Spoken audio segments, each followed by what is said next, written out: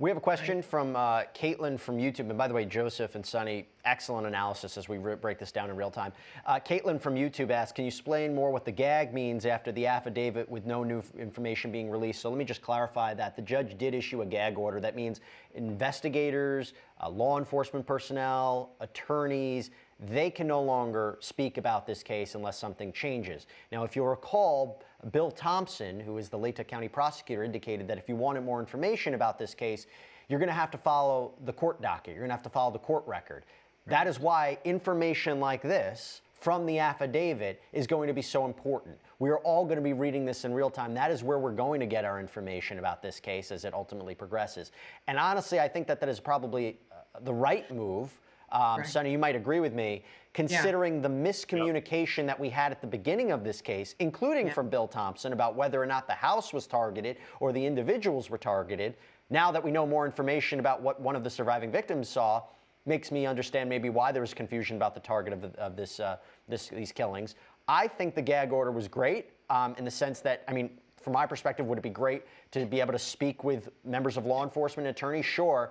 But in order to maintain the sanctity of this investigation and case, it's probably the right move. Sonny, what do you think?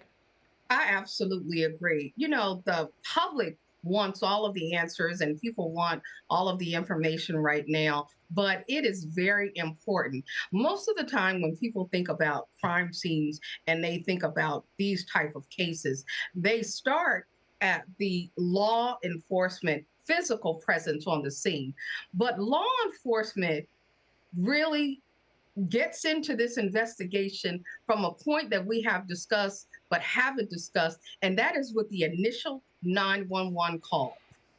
People forget that the dispatchers are part of the law enforcement presence. So, from the very time that the call was placed, that is when this investigation begins. And we have to be clear and remember that we're getting this information, but now also the defense has it and they are going to be preparing.